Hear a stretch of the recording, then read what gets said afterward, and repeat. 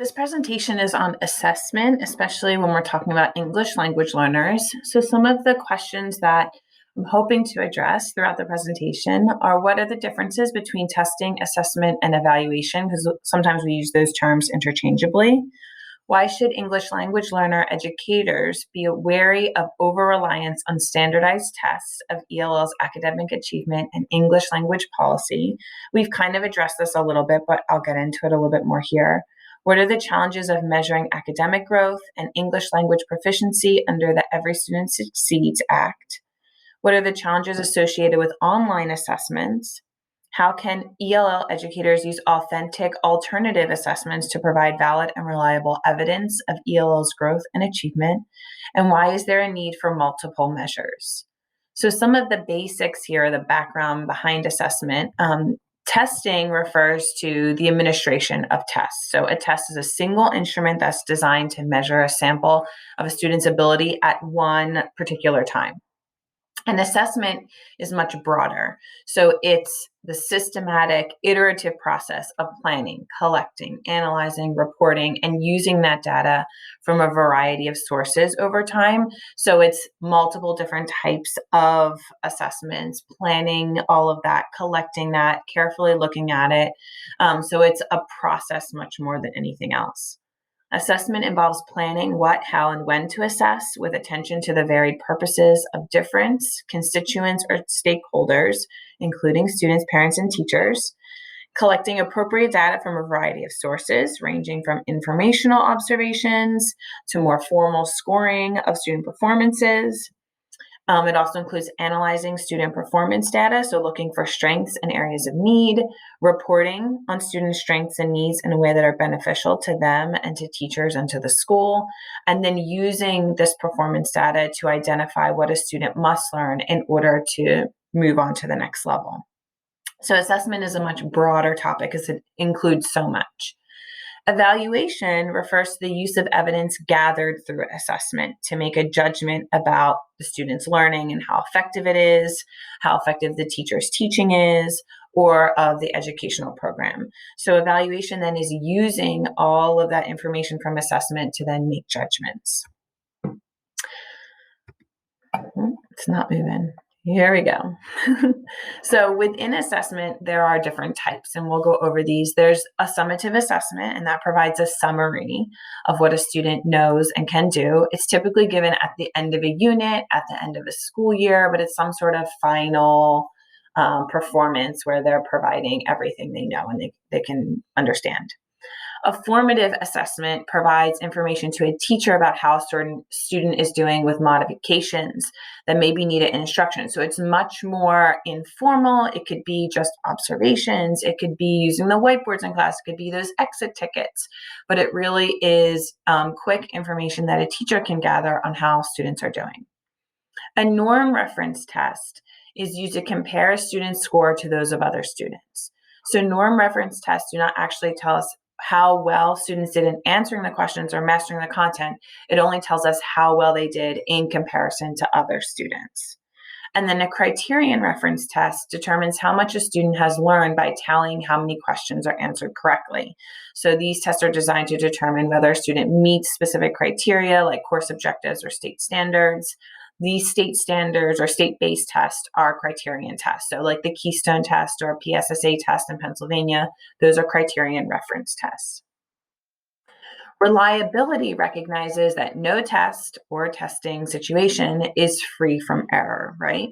So error results in misrepresenting students' knowledge and ability, and reliability refers to the consistency with which a test measures whatever it's measuring. So is this test consistent in delivering reliable results, like results that we can actually use and seem consistent? Internal reliability refers to how consistently do the test items function. So that's within the test. How are these items that are on the test reliable, or how well do they function? Stability refers to how consistent are the results of the test across different testing locations. So if we change, different classrooms, different schools, is it still reliable? That would be the stability. And then alternative forms, how consistent are two or more different forms of a test? So for large scale tests like our state test, a standard error of measurement should be reported, and then the SEM indicates a range of trustworthiness of an individual student's score. So there's a lot that goes into it. Validity refers to the accuracy with which a test or assessment measures its purports to measure. So how valid these questions are to like the overall objectives, that sort of thing. Validity refers to how test scores are interpreted and used, and it cannot be easily established through mathematical formulas. Rather, there needs to be a variety of evidence that must be gathered to make a case for validity. So there needs to be content-related evidence, which refers to the extent to which an assessment adequately represents the content of the domain that's being sampled, the subject area, so to speak. Criterion-related evidence refers to the degree to which performance on an assessment accurately depicts a student's performance.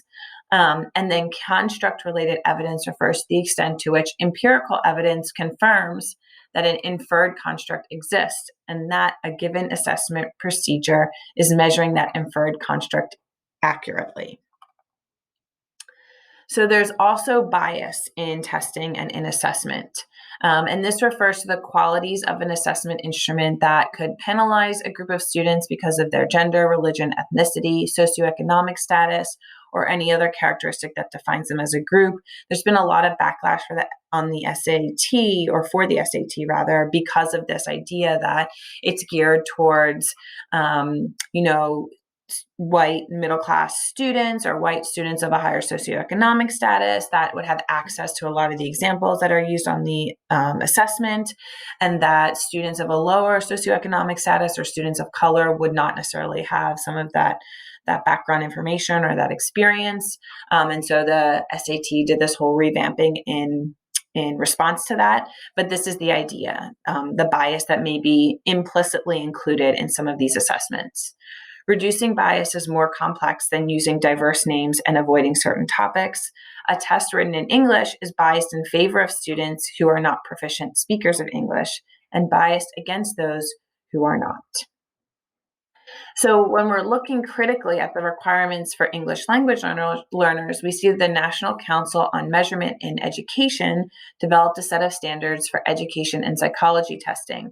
So one chapter in this set of standards outlines standards relating to the issue of testing students with limited English proficiency. Any test given to ELLs in English becomes a language test, so to speak, and the results may not accurately reflect the student's competencies. We've talked about this many times already, or at least I've mentioned it in the class, where just because, once the assessment's in English, now it's an added component, and this then becomes a language test for students, not necessarily a test that's gauging their understanding, because they could have much more understanding in their home language. The standards also addressed issues related to the use of interpreters, modifications on tests, and the need for validity evidence and guidance in interpreting scores. Accommodations for ELLs could include, to the extent practicable, assessments in the language and form, which most likely to yield accurate data on what students know and can do in academic content areas, until such students have achieved English language proficiency. So for a lot of state tests, for example, there are like exceptions and accommodations that can be used for language learners based on how, when they enter the country, how they've scored in their language proficiency. So there are certainly accommodations now. 3 major professional organizations, the American Education Research Association, the American Psychological Association, and the National Council on Measurement in Education, developed a set of standards for educational, commonly referred to as the joint standard. So flaws exist in determining AYP, this adequate yearly progress for limited English learners in this whole subgroup. And so growth models still rely on high stakes standardized tests that we know don't relay reliable information on the student's total understanding. So in value-added measures, the student's actual scores are compared with predicted scores based on their previous year. So it's now assessing based on growth. There's also language proficiency testing. So these home language surveys, and there are different versions depending on every state, but the purpose is to identify students with a primary home language other than English. And this was mentioned in the very first week, like what happens, how do we know a student is an English learner? And it's because this survey goes home. So each of these surveys is flagged for language proficiency testing to determine ELL status and what level of English proficiency. Students are then identified and placed into appropriate programming, and students should receive regular formative assessment to drive effective ESL instruction. So there should be assessment happening so that teachers and teachers across the board, anyone involved, is taking a look at the students' progress and reassessing whether or not they've moved in their levels, that sort of thing. Non-NONs refer to Latinx ELs designated as non-English speaking and non-Spanish speaking. So this is when they lack proficiency in both English and in Spanish. So recognize the complexity of the language proficiency construct. Their mandates for language proficiency testing are pushing practices that are on shaky research grounds. So there's no simple measure to test language proficiency. And this has been mentioned before, that we can't just look at these tests in isolation. We have to look at other things as well as evidence. When a bilingual individual confronts a monolingual test developed by monolingual individuals and standardized and normed on a monolingual population, both the test taker and the test are asked to do something they cannot. The bilingual test taker cannot perform like a monolingual, and so the monolingual test cannot measure in any other language. So mandates for language proficiency testing are pushing practice that are not supported by research. The situation is more complex for ELs because they are emergent bilinguals with varying degrees of proficiency in their home languages and in English. And language tests treat students as if they were two monolingual speakers, and therefore treat monolingual students as if they were bilingual students as if they were two monolingual speakers in two different languages in one person. So it's like they're not treating the student as a whole and the fact that there are these multiple languages here, but rather that there are these individual parts of a person where there's just the English part and just the Spanish part. Under Every Student Succeeds Act, schools are expected to ensure that ELLs make progress in learning English and ultimately attain proficiency. So this is always the goal. This is always the standard, especially for schools that accept that funding. And we know that all districts do, all states do. So in many states, the ESSA plans, this expectation makes up 10% of the accountability rating for each school. So each school gets a rating. And if ELs aren't making progress and they're not attaining proficiency, it works against that rating. So it's a very important expectation, but it also creates a lot of challenges. There's disconnect between research, which suggests that it takes between 4 and 7 years to obtain fluency in a second language. That's where that CALP comes into play. And the structure of English language proficiency assessments, which typically only define 4 or 5 levels of English proficiency. So there's already like a disconnect between how many years it's expected to take to be fluent and then how many levels we even have for English proficiency. It becomes problematic as students are expected to move up one level per year. So if we're constantly expecting students to progress a level each year, it becomes wildly unrealistic. Many states are now administering ESSA required English language, arts, reading, math, etc. in an online format, especially now during COVID. A lot of schools have just gone virtually. So we're seeing this via computers, tablets, other internet devices. The assessments use computer adaptive testing, meaning that the difficulty varies. So as the student starts the test, if they're answering the questions correctly, it'll start to give them more challenging questions to meet that level.